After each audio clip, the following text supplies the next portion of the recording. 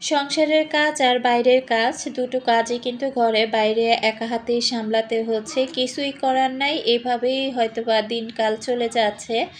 আসসালামু আলাইকুম, শুভ সকাল। আজকের ভিডিওটি আমি সকাল থেকেই শুরু করেছি। কয়েকদিন হলো আপনাদের সাথে নাস্তার ভিডিও শেয়ার করি না, আর আমার নাস্তা মানেই সকালবেলা পরোটা অথবা রুটি আর চা। তো আজকে সকালবেলা রুটি পরোটার সাথে চা তো ছিলই, তার সাথে ডিম পোস্ট করে নিয়েছি। তো এখন এই তো জুই আর আমি একসাথে বসে নাস্তাটা করে নিচ্ছি।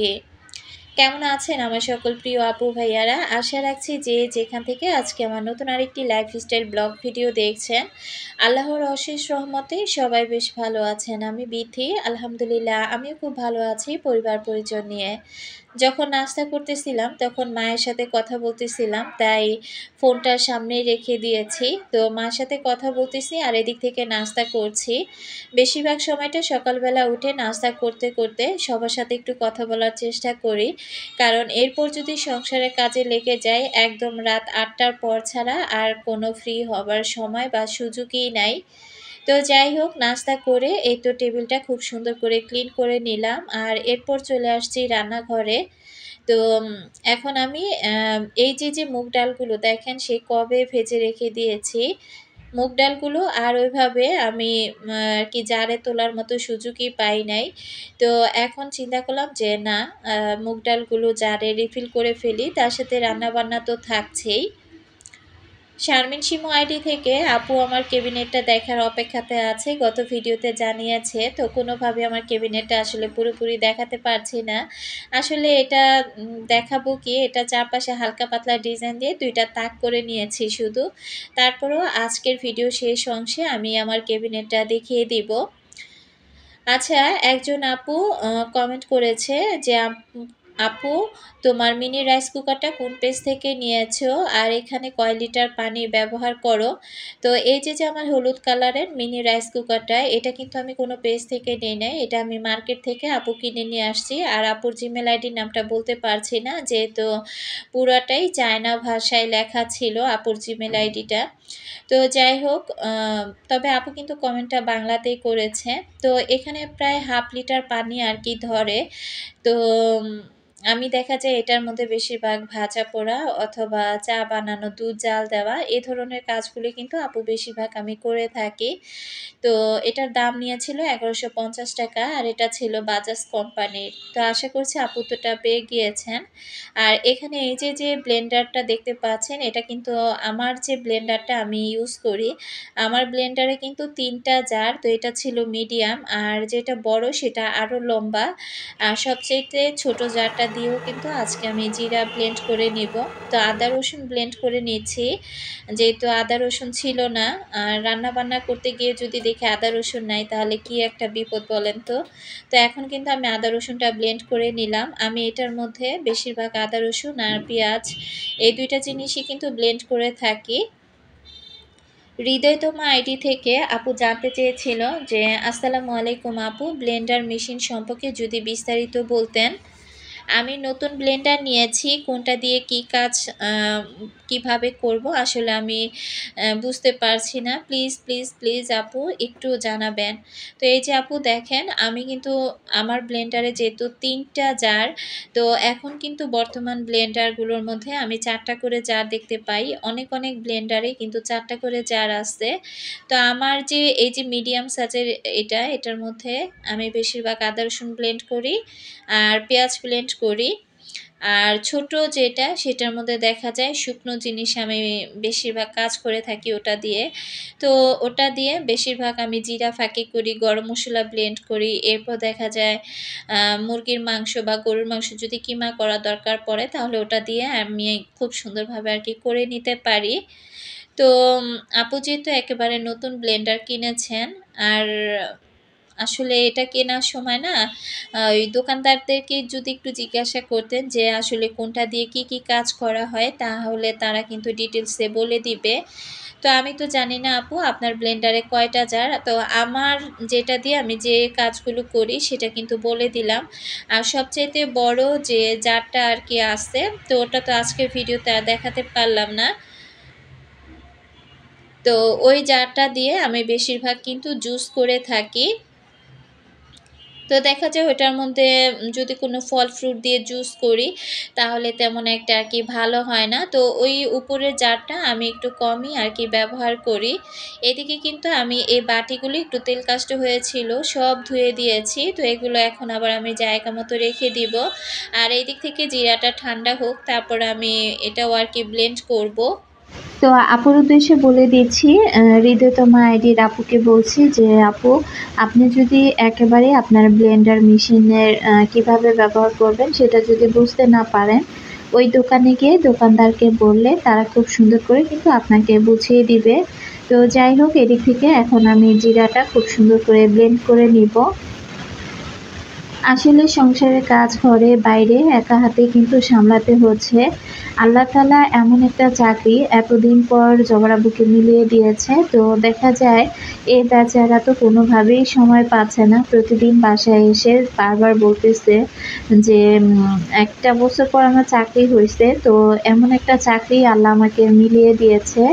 আমি কিন্তু ডিউটি করতে করতে আমার অবস্থা খারাপ হয়ে যাচ্ছে। আসলে এত রাতের বেলা আসে, তখন দেখা যায় আমার দু চোখ ভরা ঘুম থাকে। তার সাথে যে আমি ওইভাবে ডিটেলসে কোনো কথা বলবো সেটাই হয়ে ওঠে না। আর বিশেষ করে আমার জবার সাথে তো ওর বাবার মনে হয় সপ্তাহখানেক হয়ে যায় যে বাপ মেয়ের কোনো দেখাও হয় না, কথাও হয় না।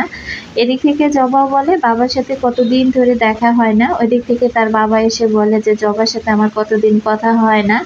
এই হলো একটা ঘরের অবস্থা। তাহলে বুঝেন যে এখন ওই বেচারাকেই বা কি বলবো। এখন তো ঘরে বাইরে দুই দিকের কাজে কিন্তু আমাকে সামলাতে হচ্ছে। হাট বাজার থেকে শুরু করে সংসারের কাজকর্ম একাধারে কিন্তু করেই যাচ্ছি। তো আমি কিন্তু আজকে ফার্স্ট টাইম রাইস কুকারে ভাত রান্না করলাম। তো আমি তো চালটা ধোয়ার পর আসলে ভাতটা আমি বসাতাম আসলে সিলিন্ডারে। এর মধ্যে জুই আর কি বলতেছিল যে মা, রাইস কুকার কেন কিনে নিয়ে আসছো, ওইটার মধ্যে তুমি ভাত বসাবা না? তো তখনই মনে হলো যে আল্লাহ, আমি তো রাইস কুকার নিয়ে আসছি, তো ফার্স্ট টাইম ব্যবহার করছি, তো আসলে বিশ্বাস করবেন না, ফার্স্ট টাইম কোনো কিছু নতুন কোনো জিনিস ব্যবহার করতে গেলে বা একটা কাজ করতে গেলে আমার কিন্তু হাত পা কাঁপাকাঁপি উঠে যায়। তো আমার এমন অবস্থা হয়েছে। তো আমি ওটার মধ্যে চাল ধুয়ে তারপরে ঠিক পোলার চালে যে পরিমাণে পানি দেই আর কি, চাল আন্দাজ করে ওইভাবে পানিটা দিয়েছি, যেহেতু এটা একটা বসা ভাতের মতো হবে, মার গালবো না। তো ওইভাবে পানিটা দিয়ে বসিয়ে দিলাম বিসমিল্লাহ বলে। দেখা যাক এখন শেষে কি হয়। তবে কিন্তু আমার খুব ভয় কাজ করছিল। এক পট চাল ধুয়ে বসিয়ে দিয়েছি, যদি ভাতগুলো নষ্ট হয়ে যায় তাহলে কি বা হবে, এটাই আর কি বারবার জুইয়ের সাথে আমি বলতেছিলাম। তো আসলে আল্লাহ তাআলা শরীরে অনেক এনার্জি দিয়েছে। তো আল্লাহর কাছে হাজারো কোটি শুকরিয়া জানাই যে কাজ করতে পারি। ওদিক থেকে কিন্তু আমার ভাতটা বলক চলে এসেছে। তো আমি ঢাকনাটা আর কি একটু আলগা করে দিয়ে আসলাম। আর এদিক থেকে মাংস রান্না করব। তো এখানে আমি সব গুঁড়ো মশলা দিয়ে কিন্তু সবসময় মাংস রান্না করি। তো আসলে এত প্রচুর পরিমাণে আল্লাহ আমাকে ধৈর্য দিয়েছে আর এতটা এনার্জি দিয়েছে বিধায় কিন্তু কাজগুলো করে নিতে পারছি। তো যাই হোক, আসলে জবার বাবাকে বা কি বলবো, কারণ ওকে আমি আসলে কোনো কথা বলার মতো কোনো সুযোগই নাই। কারণ ও তো সেই সকালে যায় রাতে আসে, দেখা যায় এসে কোনো রকম ভাত খেয়ে তারপরে সাথে সাথে আর কি ঘুমিয়ে পড়ে, এমন একটা অবস্থা। তো এখন দেখা যায় হাট বাজার করা, এটা সেটা করা, প্রতিনিয়ত আমাকে বাইরে এ বেলা নয়তো ও বেলা আমাকে যেতেই হচ্ছে। এই হলো একটা অবস্থা। তো আমার কিন্তু ভাত রান্না হয়ে গিয়েছে।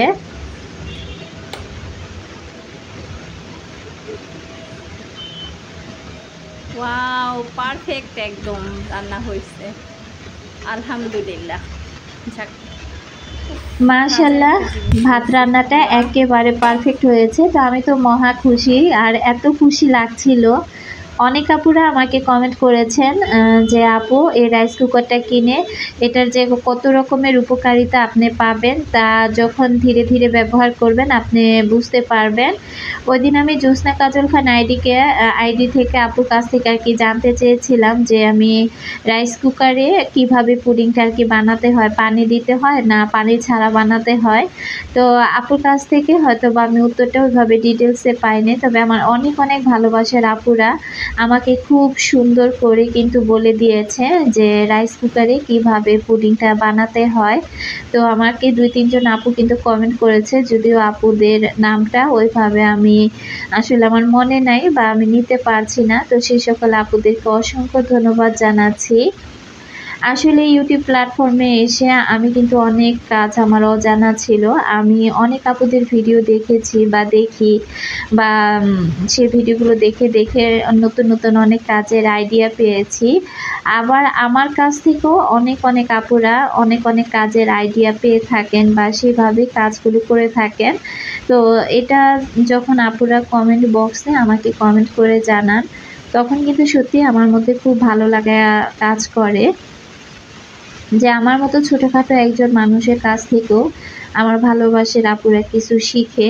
তো এই দিক থেকে কিন্তু এখন আমি লটিয়া শুটকি রান্না করব। তো বেশ পরিমাণে আমি কিছু রসুনের কোয়া দিয়ে দিয়েছি, এরপর বেশি পরিমাণে পেঁয়াজ দিয়ে দিয়েছি। সব রকমের মশলা দিয়ে তো খুব সুন্দর করে মশলাটা কষে এখন শুটকিটা আর কি দিয়ে দিব।